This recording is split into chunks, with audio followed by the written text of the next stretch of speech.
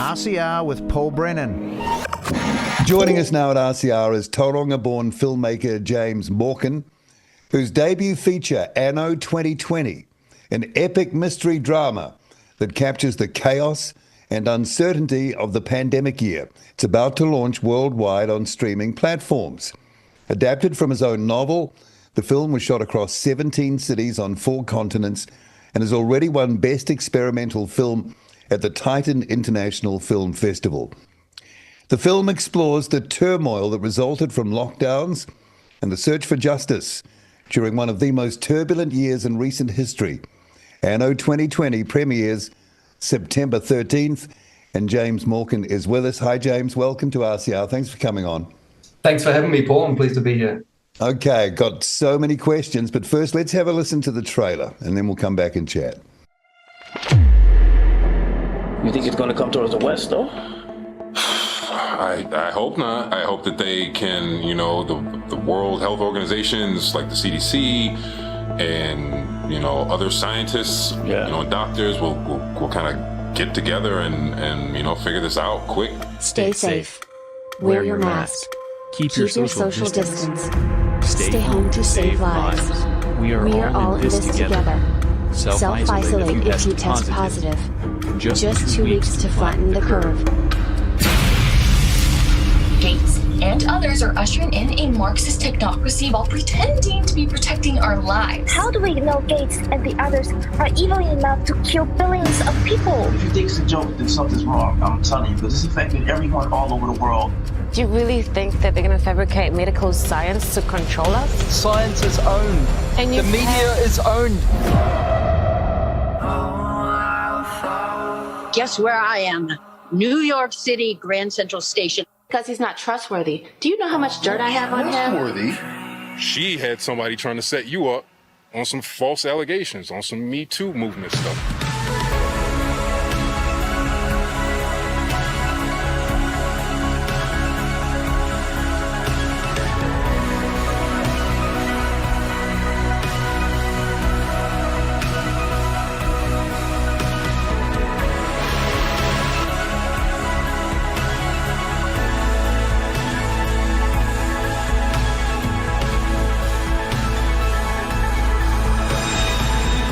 The year 2020 is the year of conspiracy reality, not theories. Everything nefarious and hidden like 5G and chemtrails and mandatory vaccinations is now becoming more clear. Every time she had to wear her mask, she had difficulty breathing. So maybe she, like others have, got bacterial pneumonia from mask usage. Maybe this was the world telling us you need a time out. You need to stop where you are and reevaluate, relook, relearn, so that you can relive, but relive in a good way.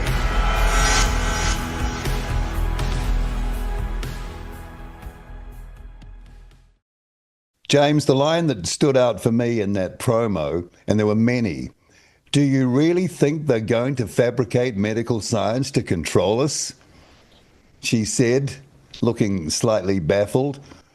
And I thought that about said it all, right? Yeah, I feel it depends what level of understanding you have of these things. I can see why at a certain level someone could say, well, you couldn't fabricate things. It's a common thing with conspiracies that have come true. Where people have gone wrong is they assume that not that many people could lie. But I think surprisingly, it's a bit of a case with these government agencies, with these intelligence agencies as well, is that the left hand doesn't know what the right hand's doing. It's very compartmentalized. And it's when we look at things that are actual conspiracy facts that have been proven, and that's my research really in books and films is more on, I tend to focus on conspiracy facts.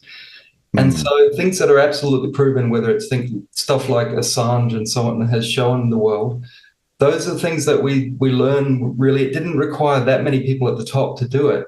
It's not like you need everyone in the government. I tend to believe most of the people in government organizations are actually generally good people, but it's the rotten egg to the top that ruin everything, Yeah, the whole span of what happened came from, or the movie came from a novel. So you must have felt, I need to express this somehow. Was that pent up, looking for an outlet?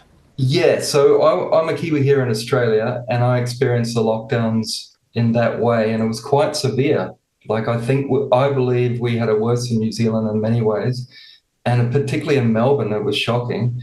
And so I started out I can't do anything. I was in pre-production on another movie. I'm taken out of that, and I'm trying to mentally process what's happening to the world. So that was my attempt to look at all the competing philosophies, listen to everyone, and all of us had a lot of time. I'm sure you were the same, Paul. We had time to really investigate and see trends like it's a bad flu season at worst. Like, I tend to believe in the reclassification theory, but on top of that, it's even if you say it's a different virus, it's a bad flu season. So why are we doing all this? That was quite easy to spot if you were following certain studies coming out of the universities. Like, it was repeatedly shown it wasn't that deadly. So for me, it was trying to process what the hell is going on. And I still don't claim to have the answers. I think that there's a very mysterious, I think a lot of people have got levels of the answers, but I believe it's like a Russian doll. You keep peeling it back and there's more and more. So my job coming to the feature film adaptation, I believe my job as director is just to hold a mirror up to society and say, sometimes we need to see it in art forms, I believe, and see people communicate, like showing people who can't. I've got a character that they can't visit their dying relative. And funny enough, we had people on our crew that someone died and a relative theirs, like a grandfather or whoever, and they couldn't visit them again. And these are things where I just think it's good to be able to look at that in a film format, and then we start to, I think even the most hardcore proponents of the lockdowns, I think over time, gradually they'll realize, what the hell did we do? A couple of things I wanted to ask you about just out of what you just said. Replacement, I think, is what you said in reference to COVID and flu, because the flu went away, didn't it? The flu kind of evaporated? Yes, that's right. Like, they were showing charts. Did you ever see those charts during that time where it showed like 30 million flu a year? Then they showed COVID rising, and then they showed, mysteriously, there's no flu cases. And I remember doctors that were trying to say, well, that's because people aren't social, they're not mingling because of either social distancing or lockdowns. But then they showed in regions like Sweden, where there was no lockdowns, well, there was still no flu going around. So yeah, that's the reclassification theory, which I lean towards. Reclassification, that's it. Yeah. And also the word conspiracy, you said earlier, and we hear that all the time as a sort of a beatdown, right? Conspiracy theorist. As I understand it, it's been a while since I've looked at the definition, though I did when all this was going down. That's two or more people involved in basically organizing something. So it was a conspiracy. Well, yeah, on that word conspiracy in general, I think that's what people do. You even see that at workplaces, as you said, two or more people, they conspire behind people's backs to do things that they're not the official version of events. They're doing something else. So yeah, listen, you do have deranged conspiracy theories. You've got I've worked with Holocaust survivors to sort of debunk people who are promoting Holocaust denial, for example. You do have dangerous conspiracies. It's a full spectrum. Then you have conspiracy facts that are proven. And it's funny, the media never presents it as, this was formerly a conspiracy theory that we're mocking that's now proven to be true. They never say that. They just word it in sort of academic speak. They present it in a different way. So a lot of things during this time have been proven to be true, surprisingly. I even heard that word from the leader of the opposition just a few weeks ago in reference to why they wouldn't turn up at our Royal Commission of Inquiry. And he kind of said, well, we don't want to get involved with conspiracy theorists. They're still hammering it. Well, if I may say, I think New Zealand and Australian media were just a joke during this time. Like, we were just an embarrassment to ourselves. And I think some of this is, we've never been invaded. We've never had wars, have never really touched us, and so on. So I think a lot of Aussies and Kiwis are not looking for, the worst of governments. We've just had it so good compared to a lot of the rest of the world. Whereas if you I remember researching at the time that in Eastern Europe, where they've gone through communism, the vaccination rates were low. And the rebellion rates were higher in terms of lockdowns and masks because they've seen it. Their parents have seen it. You know what I mean? They know the playbook. Yes. How do you tell a story like this then and get the fullness of it communicated across? Yeah, well, it is a story. Overall, it's a story I could have told before 2020 in many ways, in that I'm exploring. There's a lot of things I'm exploring in the story, but then I found this is the way to really heighten that. And then through that, it sort of moves into a little bit of a docudrama space in a way, in that our actors were living these things. Like we were having to work around lockdowns to be able to shoot things. And as I mentioned before, some of our cast, like they lost family members that they couldn't visit. So some of that was actually, we were living it. And I believe we captured the zeitgeist because whatever, especially Hollywood, but I also think whatever anyone else tries in future, when you're not shooting in the period, it'll be based on memory and a lot will be lost. So we captured stuff, and I used a directing technique called cinema verite, which is instead of recreating the world, we primarily put people into the world. So we had a journalist there in Washington, D.C. An actor is playing a journalist, but he actually went out on the streets when Black Lives Matter shut down Washington, D.C.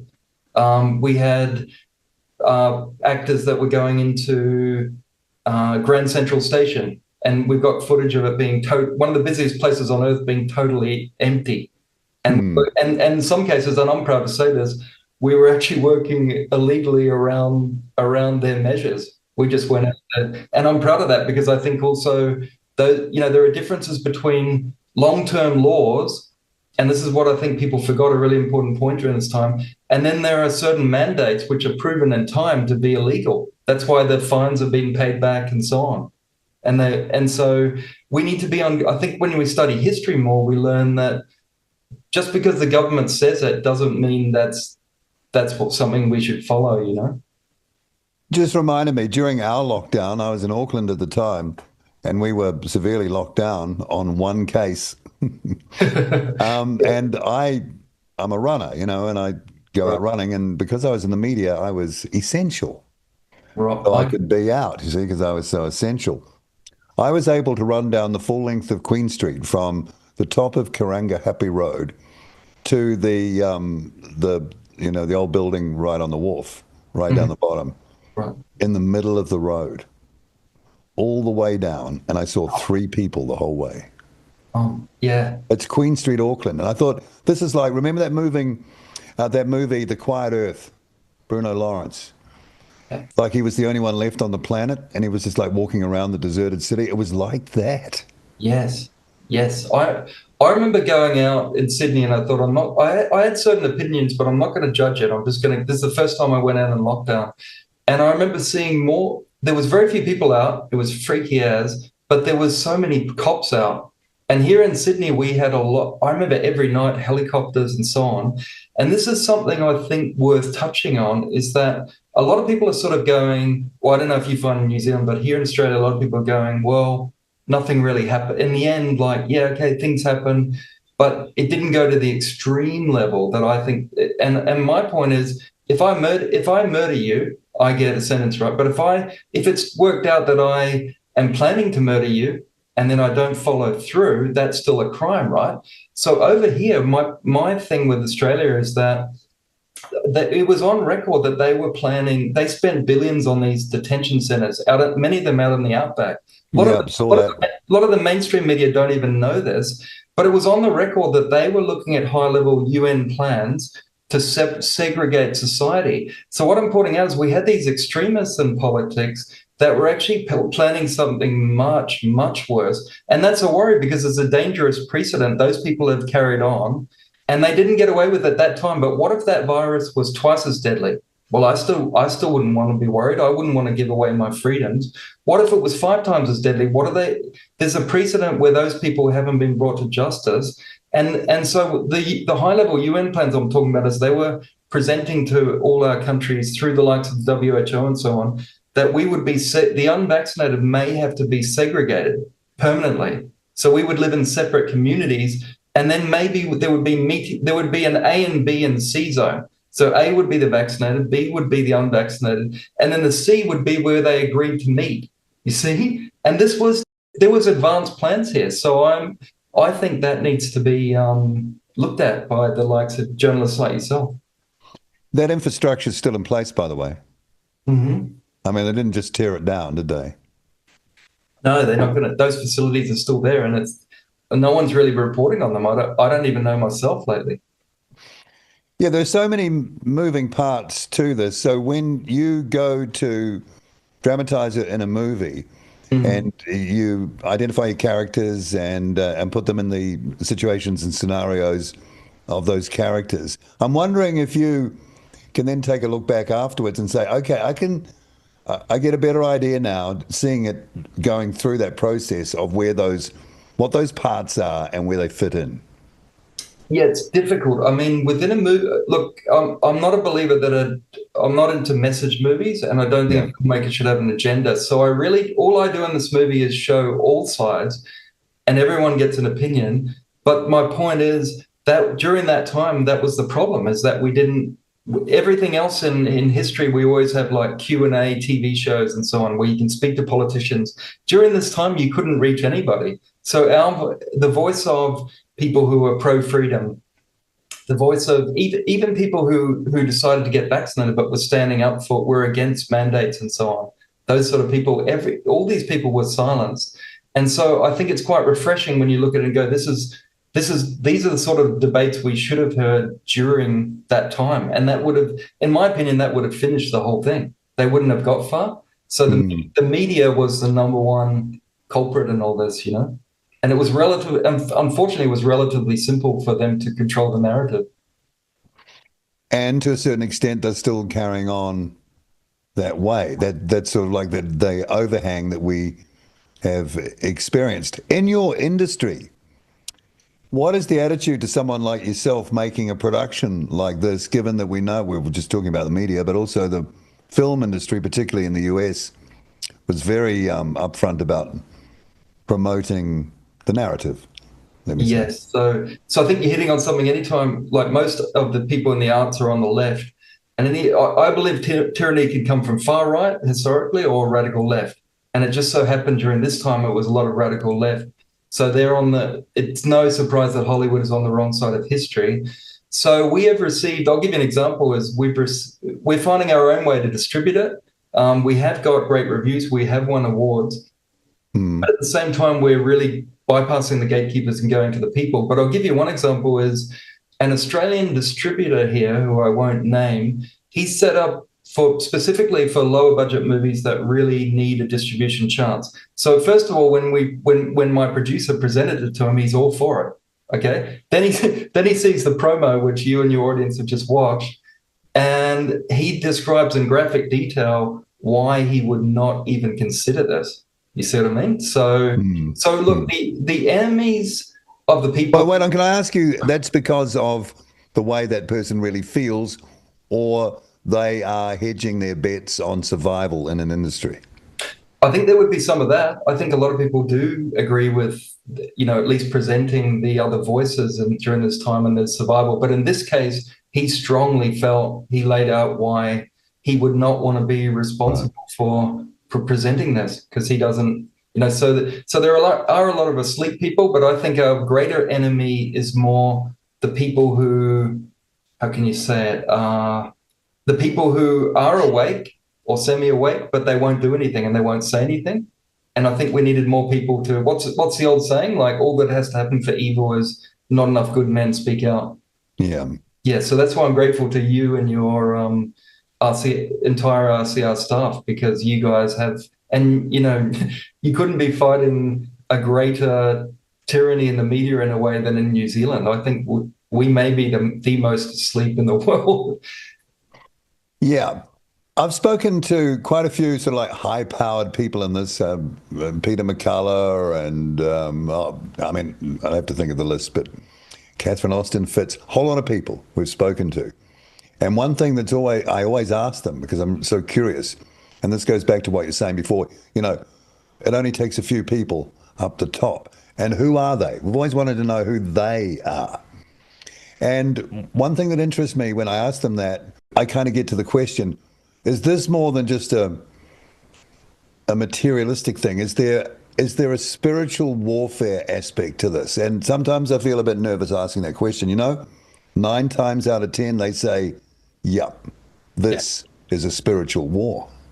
Yes, well, I think depending on your level of consciousness, let's say, or otherwise, if you don't like that word, awareness, people will come at it from certain levels. They'll say, you're getting a lot of people who are semi-awake in the mainstream media saying it was about money and so on.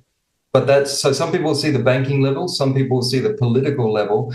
But if you look at things like what's in chemtrails, right? What's in, it's the same sort of things that's in the vaccines as well. So so then you've got to ask, well, why are they doing that? And one of the things is that these types of things shut down the pineal gland and other glands in the brain, which connect us to our. That's our modem, right? That's our modem. Yes, and otherwise we're essentially, you could say we're stuck in the matrix. We're stuck in their digital world, and we're easy to control. But even if you go back, if you don't like if some of your audience don't like these spiritual sort of discussions, then you can say the Nazis studied fluoride and Nazis and the Soviets so the gulags and then the concentration camps with the Nazis. They studied it was on record that they showed that there will be less rebellion with fluoride in the water. Interesting.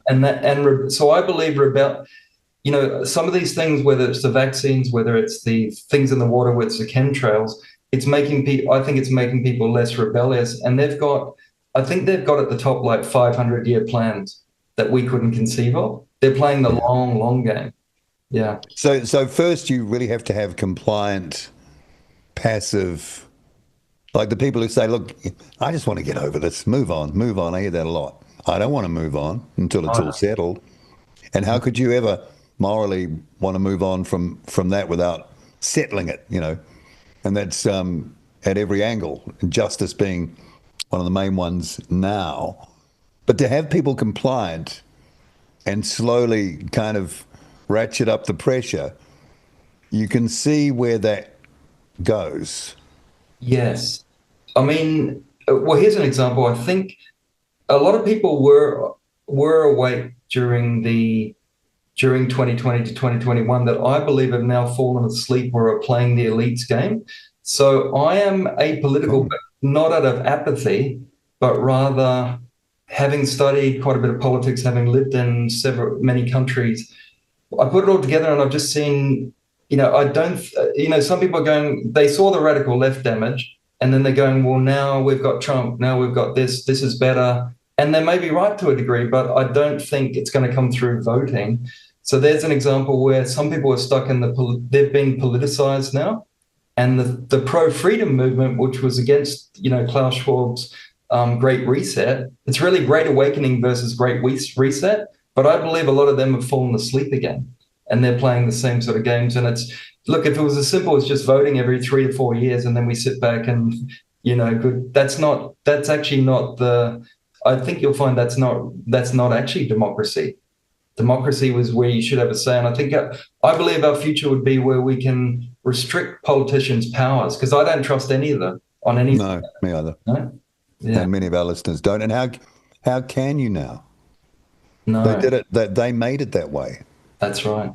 Mind you, we probably could never have trusted them, and it took something like that to really. That's right. Show the face of it. I think it's I look at it more as our fault. We've given them too much power, and if it wasn't COVID, it would have been something else. If it wasn't the climate change, whether they do climate change lockdowns in future and so on, it's going to be something to wake us up. And this is, I think it's akin to going through puberty and then eventually getting your independence. You can't rely on your parents. You can't rely on the government. You know what I mean? Yeah, well, the establishment's trying to even block puberty these days. So, good point. Yeah. I'm wondering, as a filmmaker now, and, this, it's a debut as a director, is it? As director, it is, yeah. Yeah. When you have the screening, I mean, you'll sit down, you would have seen bits of it over and over again and honing it down, editing process, all that. But then there comes a time where you got to play it to people. Mm-hmm. And they're sitting there. I've never been in that situation. I can imagine what it could be like. and you are looking around to see reactions. You're thinking at this point, maybe they'll do this, maybe they'll do that. Tell us about that experience. Well, we've already had that to a degree where we had cinema releases here in 3 states in Australia. So we had limited cinema releases. So I sat with audiences. Some of them were crying at times with, remembering loved ones they lost during this time that they couldn't reach and so on. And then some people were looking, they might have been invited and they didn't know what they were getting into, and it's gone above their heads. But my job as a filmmaker is really to, I want this. This is a movie on 2020, which I think will be one of the foremost ones viewed. I'm sort of playing the long game as well, whereas I want people in 2045, children, to go, what did my parents or grandparents get up to during this time? And I want to stand that period. But it's exciting now that it's getting out to the world, because I think in different sectors of the world, people have got different levels of awareness. And I feel it's going to be a wonderful moment on this coming Saturday, just to see the different reactions come in. And really all you can hope for as a filmmaker is to generate discussion. You know what I mean? Yeah. That point you made about, the future generations looking back and saying, oh my God, did this happen? Did this happen this way? I wonder how we're going to explain it. It's going to be a gigantic embarrassment. I think they would say, did you lock down for that? I mean, I look back and go, imagine after World War II, all they went through, if they said, we're going to have to lose our freedoms again for this. I don't see that generation doing that. So something happened. It's interesting, Paul, that when you think about, did something happen to our generations here where we had social media? There's something going wrong with our brains to be able to, we've lost critical thought. I don't know, but it will be very hard. And I hope that those children are more awake, but we don't know. It could go the other way. That's a good question about, have we lost critical thought? Because I'm possibly a bit older than you, but, I can remember as a kid going to dawn parades, Anzac parades, and the guys who fought in the First World War were still there. Right. We knew all those stories. We knew that they'd been fighting for our freedom. Every family had someone involved, someone lost.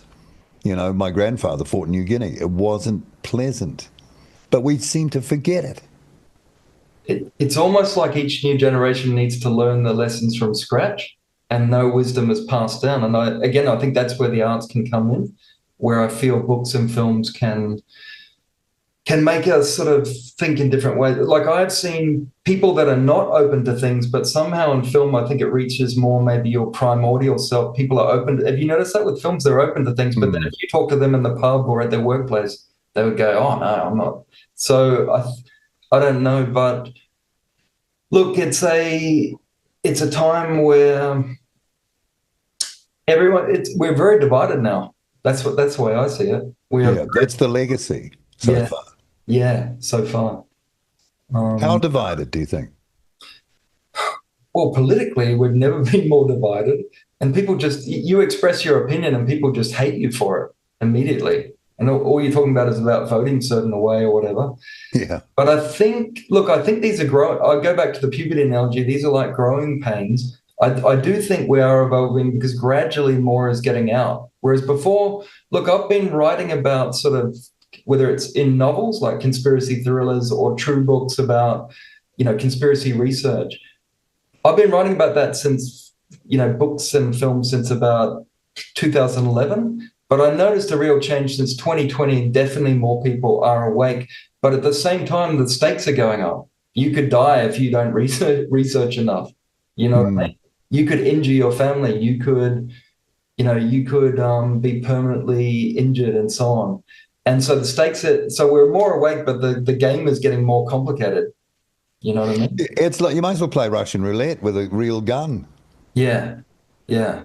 Or even if you take the video, I don't really play video games, but what I vaguely remember from playing them as childhood is each level you have to look at it again and go, wait, the rules have changed a bit when you get to another level. So I think it's like that. And that's where I sort of think some people with certain politicians, they think that person was saying the right thing during COVID. But if you put them in power now, it's a different game. And that's where I've got just no belief in, I got no faith in that. I think the entire political system is against us. And that's the real thing. If that message gets out, I think that's what the elite's afraid of. And therefore, people who are, I think a lot of people sort of thought the elites are against Trump, but then Trump clearly he's become president twice. You can't get anywhere near that position if you're 100% for the people. I just don't buy it, you know? Well, some might just say they've just changed the bit in the tool, mm-hmm. you know, to best suit the current conditions. Yes. Yes. So he is starting to murmur about the vaccine. Yeah, but we forget. A lot of people have conveniently forgot that it was under him that Operation Warp Speed began, and that was the first in the world. And I don't think, everyone follows America. I don't think we needed to go that way at all. I think it was the whole thing was blowing over by then, if you recall. Especially in our part of the world, right? Because I don't know about Australia, but we were about 6 months behind the Northern Hemisphere timeline for rollout of everything. Yeah. So we had the opportunity for a bit of space and time to observe what was happening. And it was obvious that the thing didn't work. But even though they knew, foot on the gas all the way to the floor. Uh-huh. Still, yeah, okay. Yeah. Oh, man. This is great work. It's fair enough you earn something from it. I hope it's going to generate a bit of income for you, so the business you're in can pay, and it's not just like a hobby or some kind of reduced down to some fundamental act of selflessness, even though it probably is. I'm sort of betting on, I think, going back to the Great Awakening, I think, although you wouldn't know it, but from the types of films that are being released, I think there's just so much demand, and you're seeing people like, let's say, Candace Owens rise up, and that you're seeing the demand of, say, on YouTube especially, you're seeing they don't want to hear from woke people or people that are still asleep. So I think there's so much demand that even if you take a film like Sound of Freedom, like all the mainstream outlets were blocking that being released.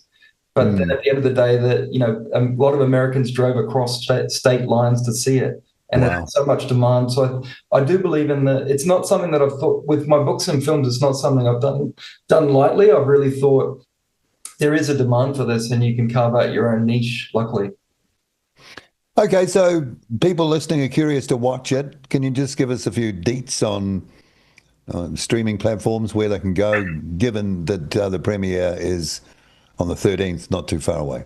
Yes, so from this Saturday 13th, worldwide, you can see it on YouTube. It's going to be on Rumble. It's going to be on Daily Motion and Odyssey. And then from there, we are in talks with other more formal streamers. So we'll be adding one way or another certain releases in time. But yeah, the whole world can see it. And the great thing is it's free and you can share it and so on. Do you head back to Tauranga every now and then? Yes, I do. Yes. And Australia, New Zealand wide, I'm just hoping that there's we're going to see a revolution too, because I think in America and Europe things are beginning, but I'm just hoping that we can more Kiwis and Aussies can rise up. Maybe we're still 6 months behind on the timeline there, or is it 6 years? I don't know. Who knows? The movie is Anno 2020, an epic mystery drama capturing chaos and uncertainty of the pandemic year. It's about to launch. The premiere is on the 13th of September, so this weekend, this Saturday. And we have been talking with its director, James Morcan. James, it's been a great chat. Thanks for coming on. Great effort. Really look forward to seeing the movie. And folks can go and see the trailer. It's on YouTube. It's easy to find. If I can find it, anyone can, kind of thing. And we appreciate you beaming in from Sydney to chat about it. Thanks. No worries. Thanks, Paul. See you. You think it's going to come towards the west, though? I hope not. I hope that they can, the World Health Organizations like the CDC and, other scientists, doctors will kind of get together and figure this out quick. Stay safe. Wear your mask. Keep your social distance. Stay home to save lives. We are all in this together. Self-isolate if you test positive. Just 2 weeks to flatten the curve.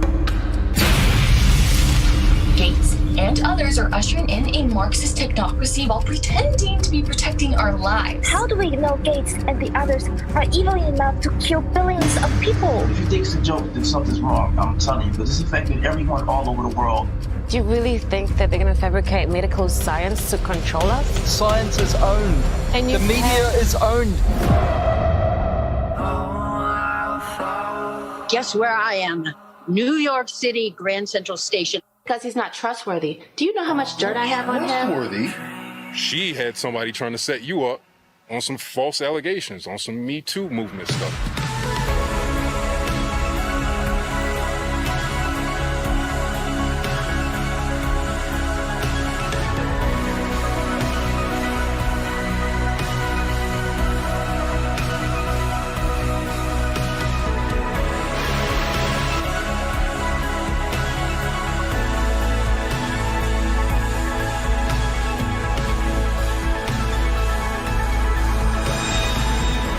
The year 2020 is the year of conspiracy reality, not theories. Everything that buries and hidden like 5G and chemtrails and mandatory vaccinations is now becoming more clear. Every time she had to wear her mask, she had difficulty breathing. So maybe she, like others have, got bacterial pneumonia from mask usage. Maybe this was the world telling us you need a time out. You need to stop where you are and reevaluate, relook, relearn so that you can relive, but relive in a good way.